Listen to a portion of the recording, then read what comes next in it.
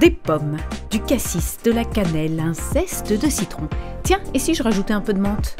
Ah, le plaisir de créer des nouvelles recettes, des nouveaux goûts, un parfum unique. Mais au fait, comment ça se passe les nouvelles recettes chez Andros?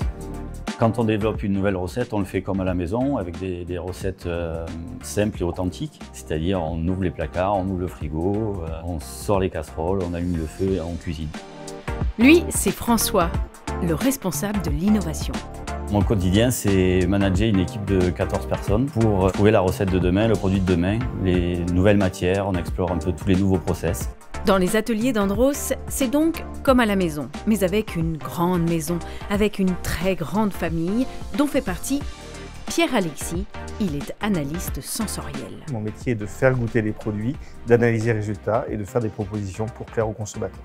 Je peux intervenir dans le processus de développement avec François à plusieurs moments. Et dans ce laboratoire des nouvelles recettes, les contraintes ne sont pas exactement les mêmes qu'à la maison. D'abord, il faut choisir la bonne variété de fruits.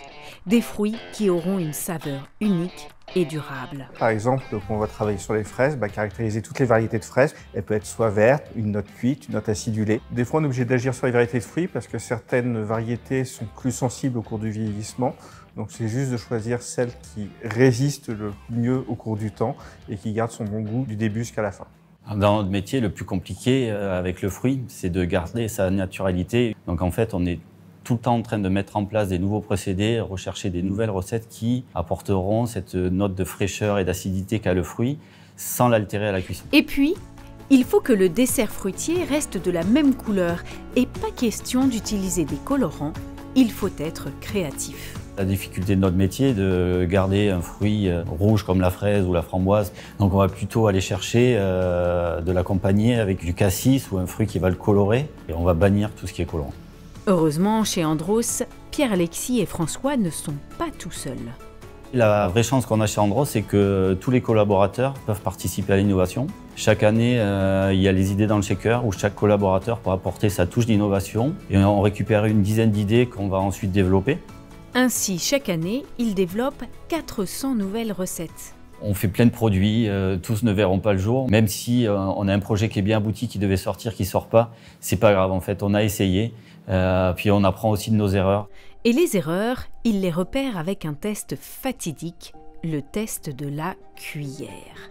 Le test de la cuillère, c'est la gourmandise, c'est-à-dire l'envie d'en reprendre, de prendre la deuxième cuillère. Et c'est d'essayer de trouver le produit qui plaise à tous et toujours le meilleur possible et le plus simple possible. Quelqu'un va-t-il se resservir de ce nouveau dessert à la pomme grenade? Ne vous attendez pas à une explosion de joie. Ces goûteurs respectent le silence pour ne pas influencer leurs collègues. Sur le deuxième essai, on a un petit peu trop forcé sur le cassis, on sent le goût, donc ce sera... La recette parfaite, c'est de choisir les meilleurs ingrédients possibles, les meilleurs fruits possibles. Et entre nous, on fait que du bon avec du très bon. Et avec des très bons.